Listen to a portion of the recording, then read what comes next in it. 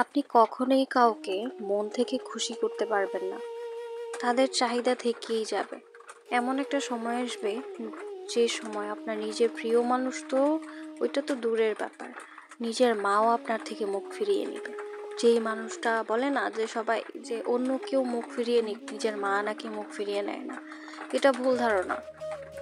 শয়ে 4-5 জন এনারা নিজেদের সন্তানের জন্য তাদের বিপদ দেখলে কাঁদে, কিন্তু বাকি যারা আছে তারা সবাই দেখান দেখিয়ে দেখিয়ে এটা দেখায় যে সে মা, সে বাবা, সে ফ্যামিলি, সে প্রিয়জন, এভাবে সে বোঝায় যে সে পাশে আছে। আসলে না, আপনি যতদিন তাদেরকে করতে পারবেন তারা ততদিন আপনার গুণ গাবে। যতদিন তাদেরকে টাকা দিয়ে হেল্প করবেন ততদিন আপনি তাদের প্রিয় সন্তান থাকবেন, প্রিয় বউ, প্রিয় হাজবেন্ড, শ্বশুরবাড়িতে প্রিয় একটা মানুষ থাকবেন। সব দিকেই যখন আপনার টাকা ফুরাবে তখন সবই শেষ হয়ে যাবে। আপনি বড়লোক ফ্যামিলিতে হয়তো এটা দেখবেন না। এই যে ফ্যামিলিগত সমস্যা যে কি, এটা মধ্যবিত্ত ছেলে মেয়ে আর গরিব ছেলে মেয়ে ছাড়া অন্য কেউ বোঝে না।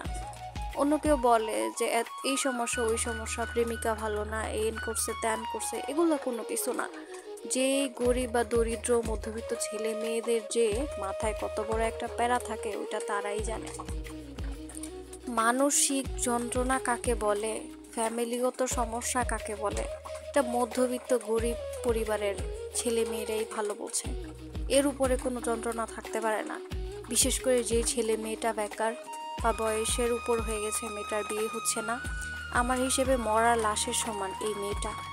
মরা লাশটা যেমন ঘরে মানুষ রাখতে চায় না, কত তাড়াতাড়ি জানাজা পড়াবে, কবর দিবে, ওরও ওইরকম ভাবে রাখে যে একটা মরা লাশ ঘরে পড়ে আছে, এটা কিভাবে সরানো যায় ওই চিন্তা করে। আর একটা বেকার ছেলে, ওর কথা তো বাদই দিলাম। খাওয়া বসা ওঠা সব দিকে ওকে খোটা আর খোটা, এমনভাবে আচরণ করবে যেন ওরে কুড়ায় আনছে এরকম, আর ও যেন অন্য ধ্বংস করতেছে এরকম। নিজের বাবা তো ওইটা উনি সবসময় রাগারাগি করে, ঠিক আছে, কিন্তু মা, সেও সুযোগের সদ্ব্যবহার করে।